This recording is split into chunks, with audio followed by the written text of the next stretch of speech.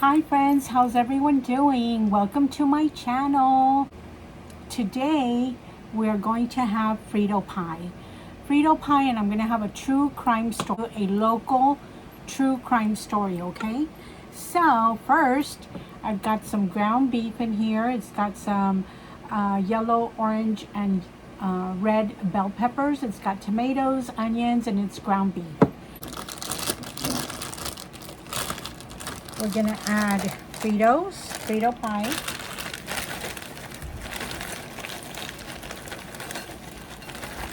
I made it earlier and I nuked it for a little bit just to warm it up again. Then we're gonna add cheese, tomato, avocado, lettuce, and jalapenos. Okay, so here we go. Let's add the cheese so it can kind of melt. I didn't have shredded cheese, so I had to shred or cut some off of our block. Then I am going to add the lettuce, just iceberg chopped up lettuce, and I like a lot of lettuce, as you can see. Then we're going to add tomato. Let me move this out of the way. We're going to add tomato.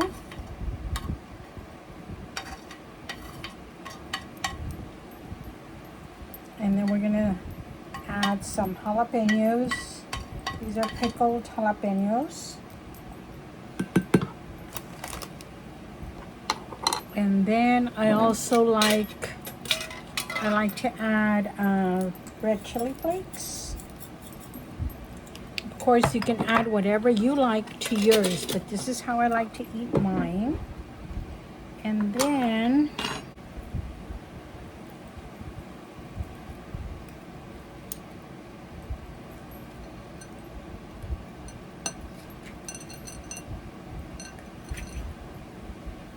who doesn't love, who does not love avocado, you guys?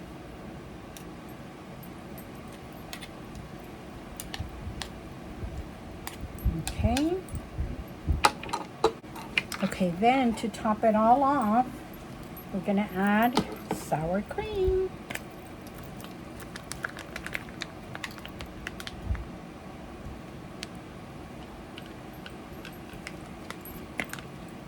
Doesn't that look delicious? So it's like layered. You have your ground beef, your Frito pie, your Fritos, your cheese, lettuce, tomato, jalapeno, avocado, and sour cream. So let's start at it. It's really hot, you guys, really hot.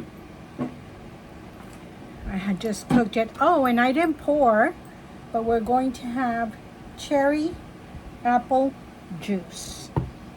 Cherry apple juice. I'm out of Coke Zero. So here I am. Should I bring it down, you guys? I feel like I changed chairs, so. Okay, well, we'll give it a try. We shall give it a try. I did write notes just so I can stay in chronological order.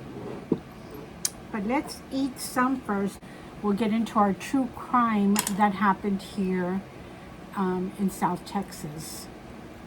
Should I take off the apron?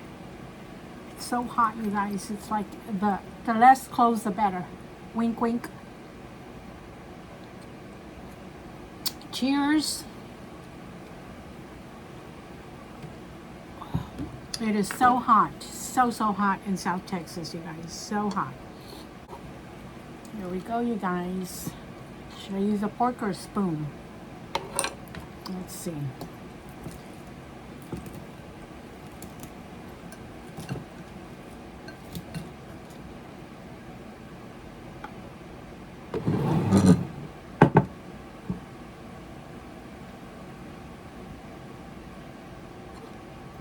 Okay, I'm gonna move it to the bottom and take my little riser off. I think because of the bowl, it's more difficult for me, but look, here we go.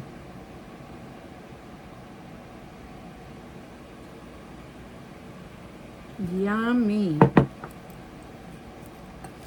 So hope y'all are having a great meal, a nice warm meal. We've been eating cold sandwiches, you guys, because it's just, they're good sandwiches, but it's just too hot, you know, and I don't know why I decided to cook this today.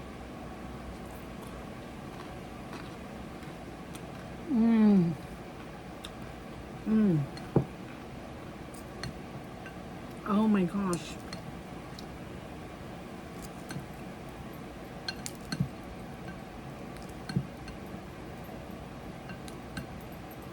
I mean,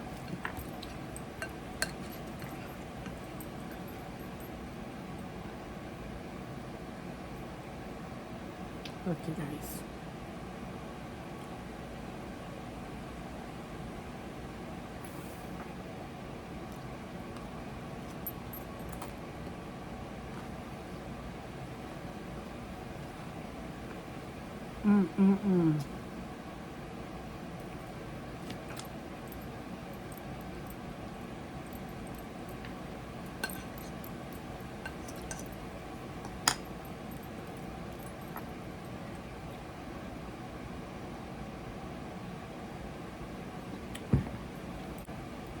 Who likes true crime stories, you guys? Sometimes they can be a little bit gory. This one, it's not going to be too gory, but it is sad. It is sad what people go through and what they are willing to do, right? Hurt somebody else.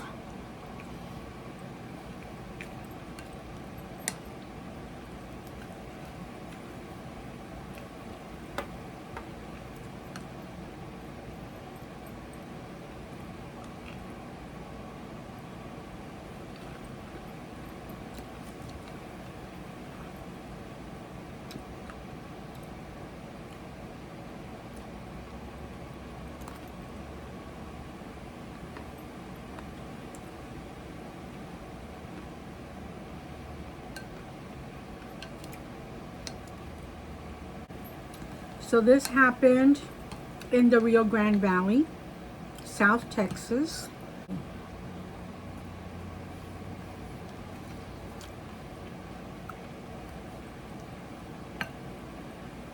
This first started in 2020 during the pandemic, I guess.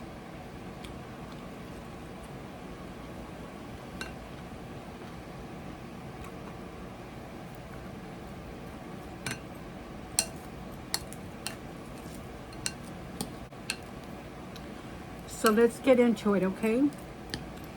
This young lady's name was Melissa Banda. Melissa Banda was 37 years old.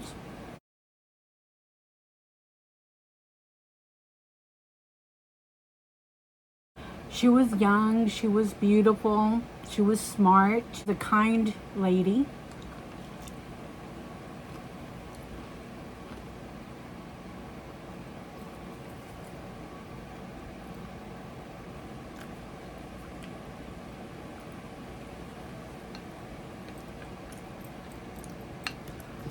Melissa was a mother of 3 children. At the time, there were 6, 10, and 12. All girls, I believe.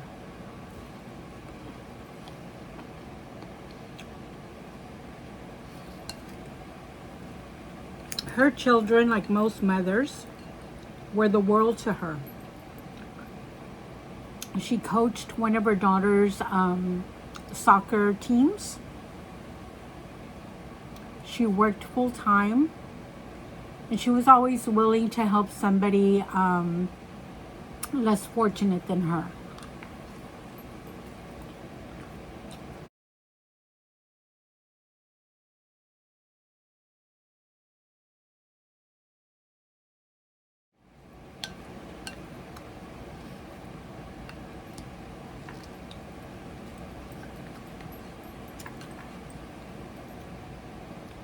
Like I said, Melissa Banda was 37 years old. But prior to that, Melissa had filed for a divorce from her estranged husband. Now, before I get more into this, you guys, I'm going to insert pictures so you can see pictures of Melissa Banda.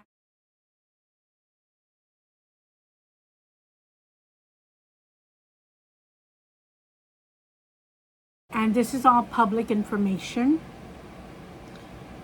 And the pictures are also public information. So hoping I don't hurt someone, and I hope I tell the facts as they were and are. Also, it's to like an awareness. Always check your surroundings. You think you might know someone, you don't know them. You might not know everything about them.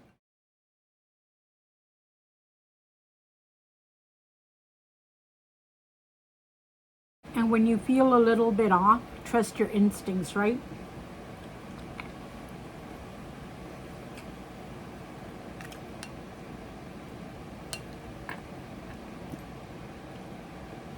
So Melissa Banda had filed for a divorce from Richard Ford on November 7th, 2019, and obtained a temporary restraining order against him.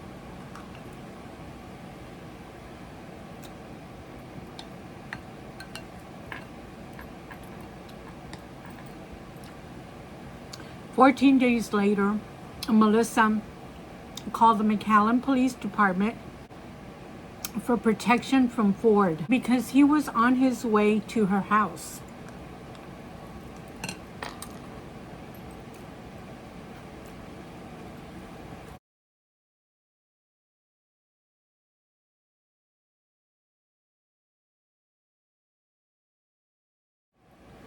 He had just been served divorce papers. So at that time, I'm assuming they were separated.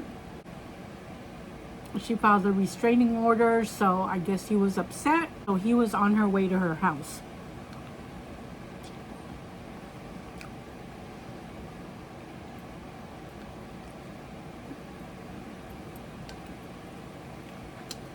Now, Melissa had called the McAllen Police Department numerous times.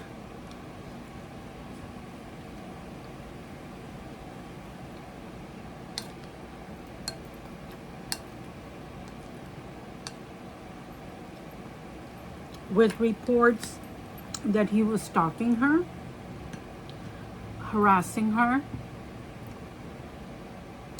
So on February 28, 2020, Ford choked Melissa, impeding her breathing while threatening to hurt her and to hurt their children.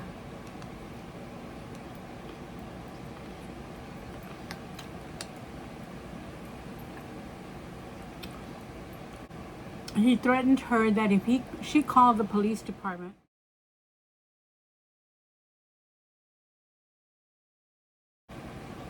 and reported the assault, he was going to hurt them.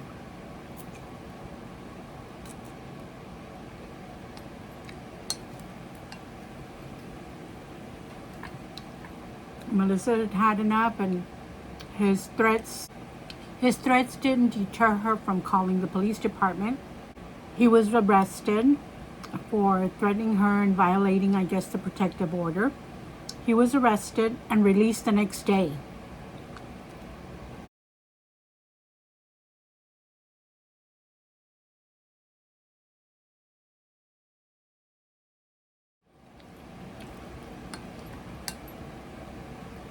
Like, what good is a protective order, right?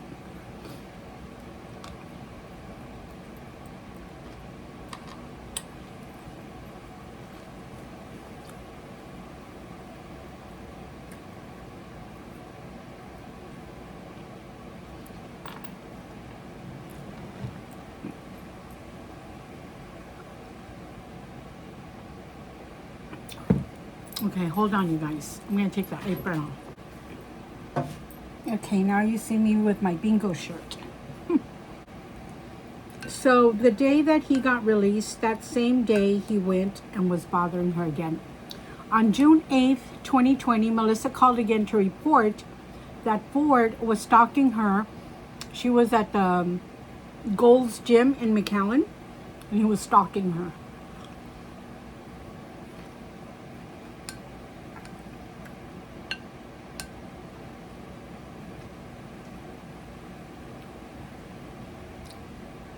On June 8th of 2020, Melissa called the police saying Ford had violated her protective order.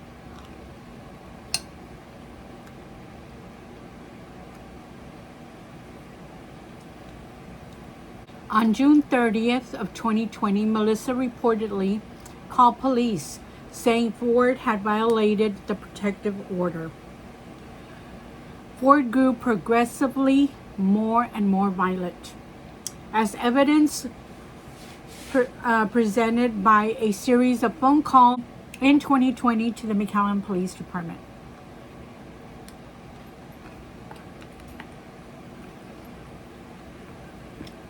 On July 7th, Melissa told police she suspected that Ford was using a photograph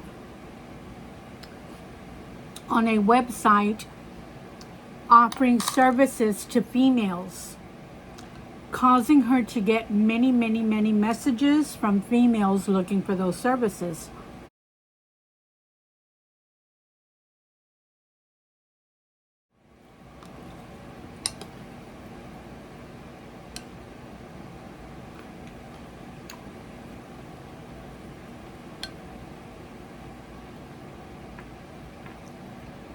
A day after she reported it, she thought Ford was stalking her and might have planted a tracking device in her vehicles.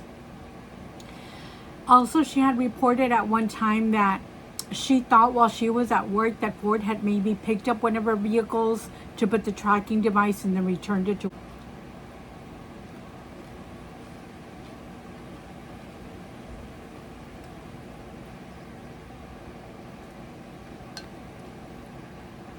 So, of course, she called the police, reported her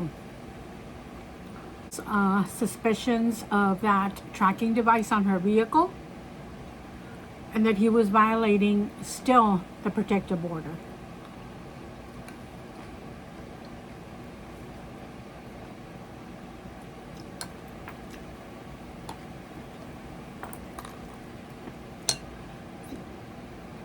Remember, they were going through a divorce. So the day before the modification hearing of Melissa's divorce, Melissa told police that she suspected Ford had taken the car from her home and returned it with a tracking device. On the day of her divorce modification hearing, Ford drove to her house hours later and forced her into the back of a SUV that he had rented. Her screams drew the attention of her nanny and neighbors, who called the police.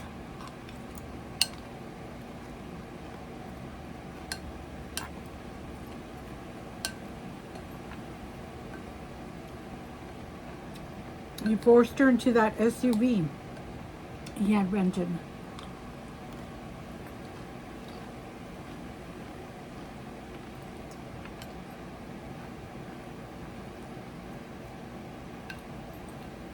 This was hours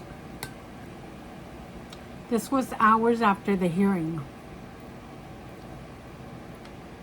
their divorce hearing. He was later accused of driving to her house after the divorce hearing, ambushing her at the house.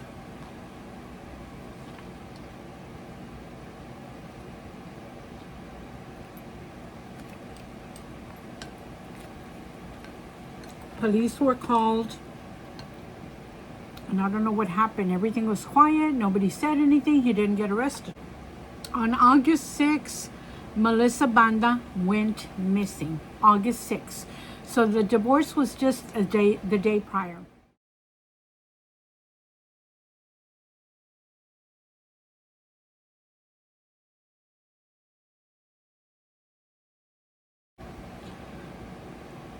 August 6th, she went missing.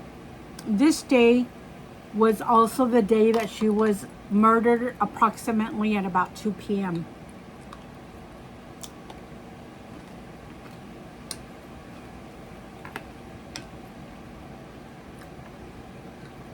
He killed her, you guys. He killed his ex-wife, mother of his children.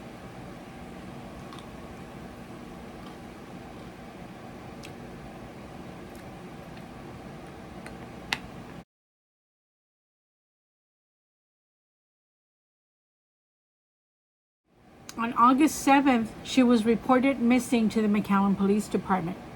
He took her on August 6th. That's the day that he killed her, approximately at 2 p.m. But the family reported her missing August 7th.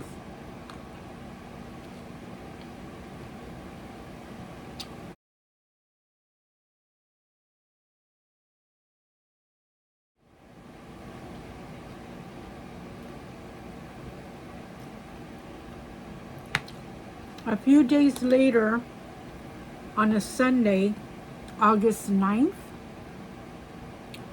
he was arrested in South Padre Island.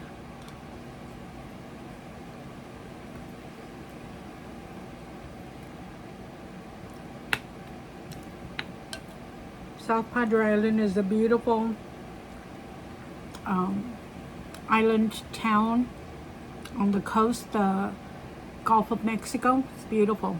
So that's where he got arrested.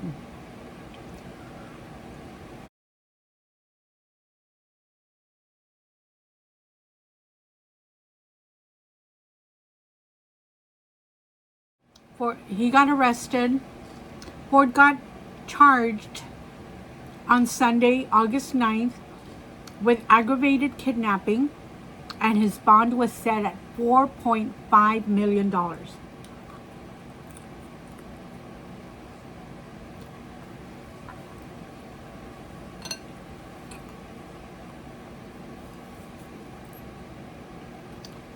$4.5 million for kidnapping, and I guess aggravated assault, or I don't know, but it was for kidnapping. Maybe the violation of the protective order, and then she couldn't be found. So I'm thinking that the police, the judge, already kind of knew that it was bad news, right?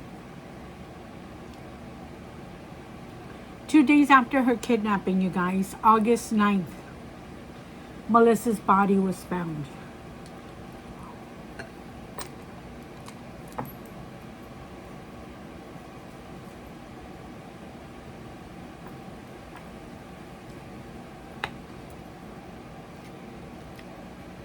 Isn't that terrible? Melissa's sister claims that her family and a search party had spent over 30 hours looking for Melissa. She says she would have kept looking for her and wished that this would have never have happened, of course. Her sister was dead. The mother of those 3 beautiful children were dead at the hands of Ford, the ex-husband.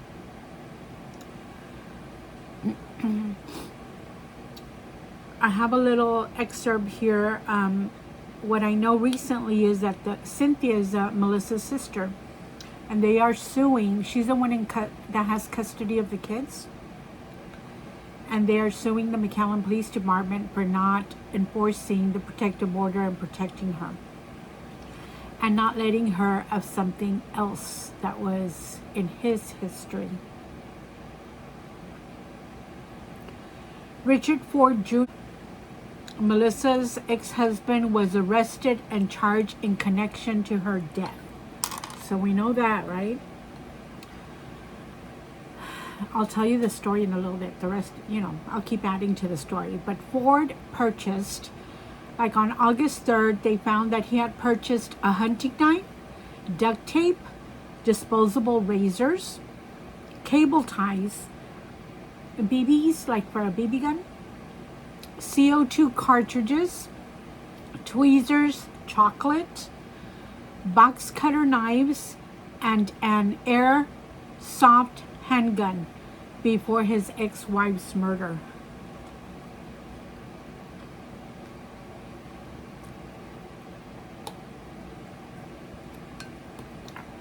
So when they found that she was dead, Ford then faced a slew of charges in his role for Melissa's kidnapping and murder. This included capital murder by terroristic threats, in the course of aggravated kidnapping, assault on a family member, and by impeding her breath and circulation, violation of the protective order involving stalking. Melissa's cause of death includes slitting her throat and dumping her on the side of the road in the city of Donna, Texas.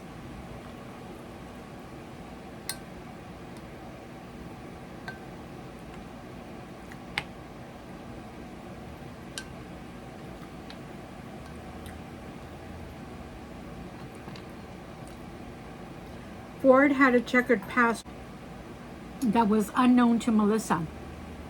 And I think they were married 13 years. Anyway, he pleaded guilty. Listen, he pleaded guilty to attempted murder of a man in 2002, as well as assault of a different man. So there's two men. One was dead and assaulted another man. Melissa was unaware of this. That was in 2002. Her death was 2020.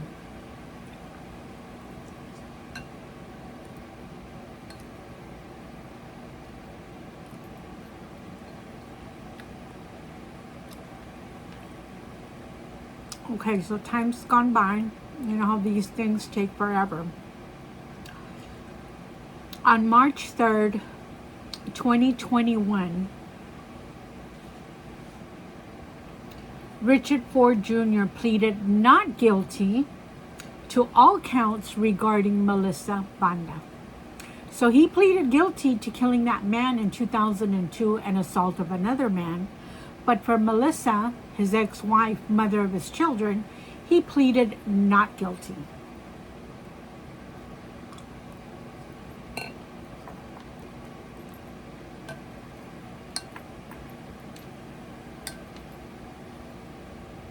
Crazy, right?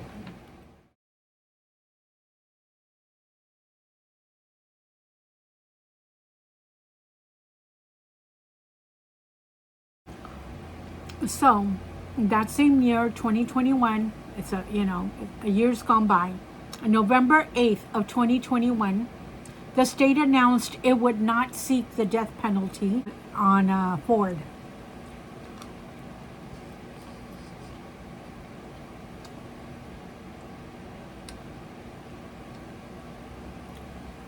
He was sentenced finally this year. And his sentencing was going to be, we don't know yet for sure, but his sentencing was not going to be the death penalty, but he was going to be sentenced to life without parole for the murder of Melissa Banda. And then he was finally sentenced. They stuck to that, no death penalty. But he was going to serve life without parole. This was sentenced March 7th of 2024. Months ago, you guys.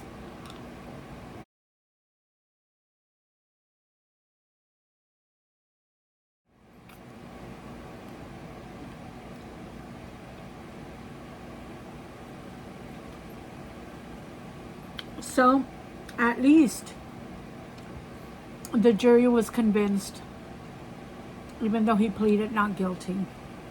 He was the murderer of Melissa Banda. She was 37 years old. Here are some notes that I took, during and from different clippings and reports and things like that. Just, things that for you to make you go, things to make you think about, right? That are also regarding this case.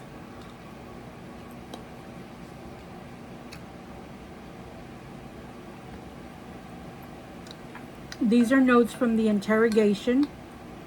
The officer who interrogated or did the investigation was an officer Trevino.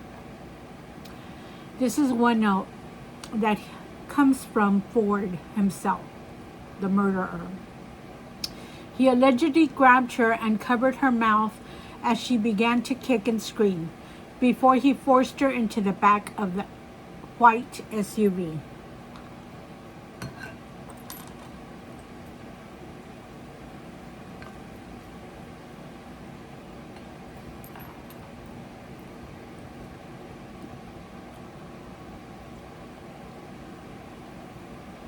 I hope and pray she didn't suffer.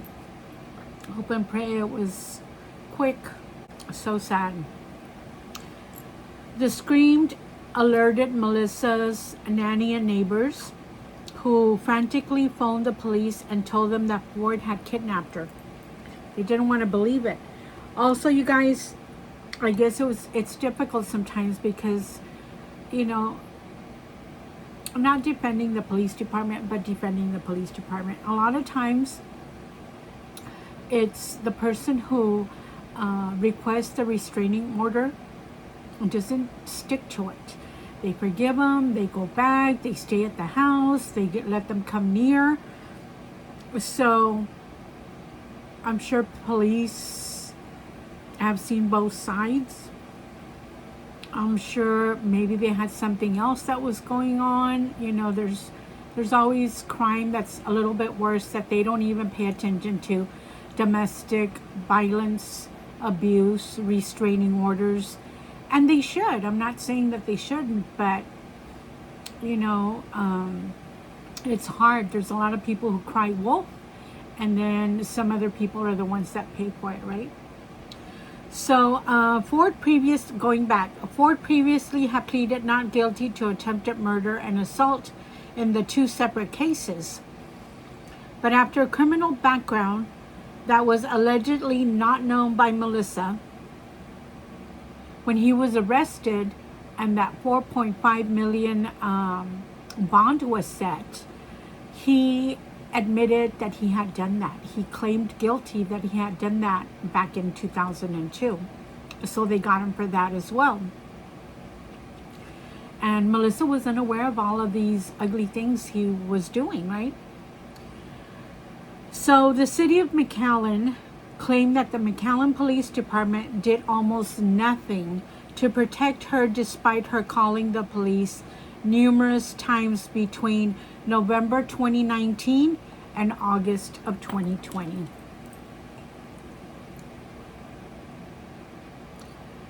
She called him over 9 times. 9 times might not seem like a big number, but I guess when someone is so violent and aggressive, that's a big number.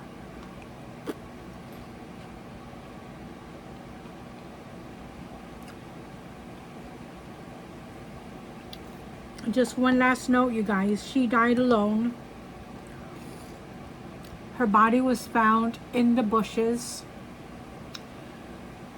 I think in the suburban, was found in the SUV on a rural road in Donna, Texas on August 7th. Her throat had been slit. And she had minor cuts that weren't the cause of death, but she had cuts. I guess she was trying to fight them. It was brutal, you guys, brutal. So she fought till the end. He cut her throat with a knife. She wasn't dying, you guys. He had to hold her breath, impeding and blocking the airflow, covering her nose and her mouth.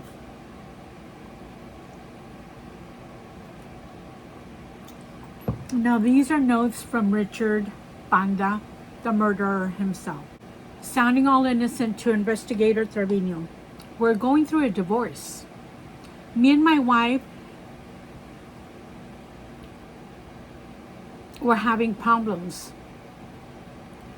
He was heard telling investigator Trevino. During the questioning by investigators, he was stating he wanted to explain that he had gone to Melissa's house to speak to her about his recent visit to the bank just prior.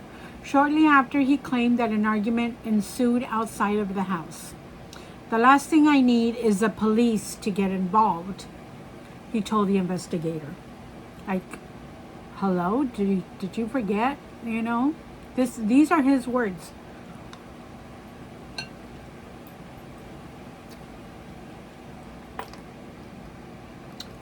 He said, I grabbed her and held her because she was being hysterical. He told investigator Trevino he had tried to shush her and calm her down. I didn't beat her or nothing, he said later. He told investigators that he had held her against the wall and that he wasn't trying to choke her.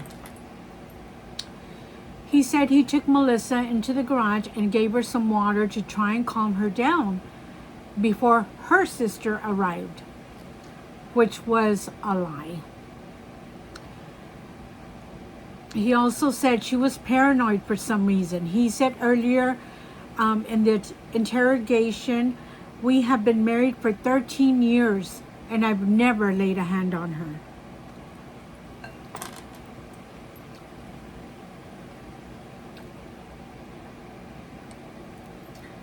He also said that they had had arguments in the past, and that was actually the first real fight.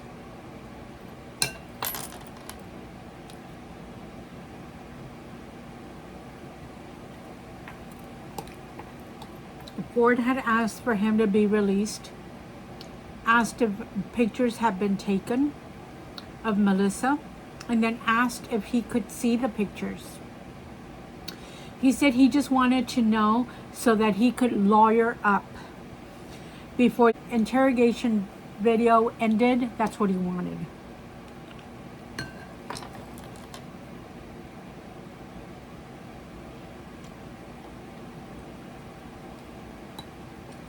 Investigator Trevino told this to the court, that he appeared to be calm, but also upset about the charges he was facing. Third-degree felony, assault of impeding breath. He said, "Are you kidding me?" That's Banda's words.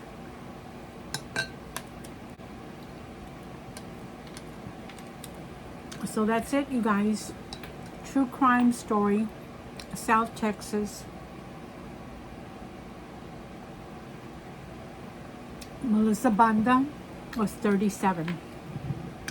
She was a mother of 3. Now the sister is the guardian of the 3 children. And he's sitting in prison for life. But if you have a restraining order, don't go back on it. Enforce it, or go to a counselor and y'all work things out, something, but crazy things happen.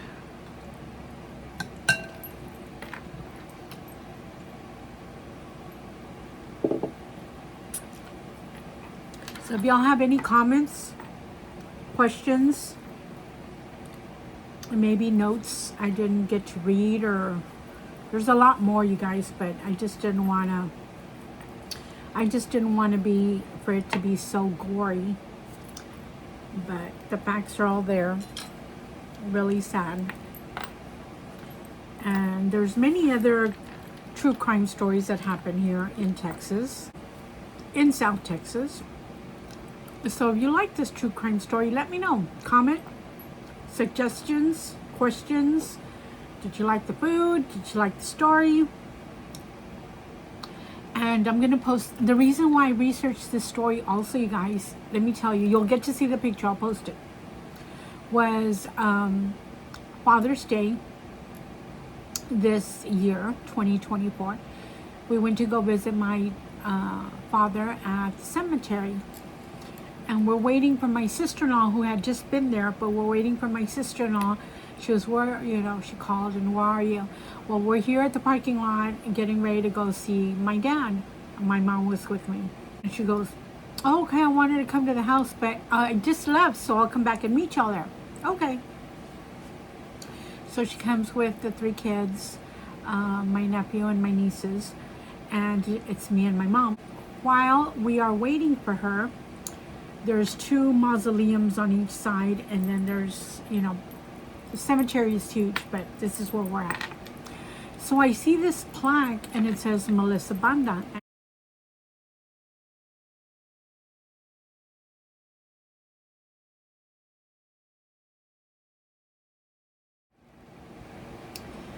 It's a bronze plaque. It's beautiful. And I keep looking at the dates and looking at the dates, and I'm like, this name sounds so familiar. And she's almost the age of my daughter. And, you know, I'm just thinking and thinking and thinking. And I took a picture. So you can see the shadow of my mother, and then you see my shadow, and I took the picture of this plaque.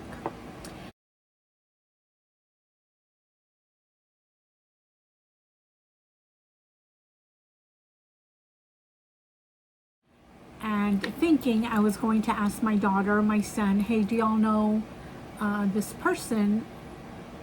And you couldn't tell just by the date, but you couldn't tell, you know, like sometimes on a graveyard plot, you can see if it's a fresh burial or, you know, if it's whatever. It doesn't matter. But anyway,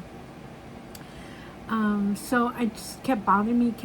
So anyway, when I spoke to my daughter later that night, I told her, hey, this and this happened. We're waiting for my sister-in-law, and I saw this. Do you know who this is? She goes, no, Mom, I don't know who that is. I don't know if Melissa Banda was from Weslaco. I do know she was in Mission. She lived in Mission, Texas. She lived in McAllen, Texas. But I don't know how she came about to be her final resting place in my town. Anyway, so I have that picture, and I just couldn't rest, and I couldn't rest. It kept coming in my head, so I finally, you know, asked cousin Google, and I started reading up on it, and I go, oh, I remember. So that's how it came about. But you'll see the pictures. Like I said, if you have any questions, comments, any more information, he is serving a life term. Hopefully he stays there for life and doesn't get released. But anyway, let me know what y'all think. Let me know if y'all like this story, if y'all want me to do more. And we'll see you next time. Y'all take care. Say a little prayer for Melissa Banda's family and children. Bye, guys.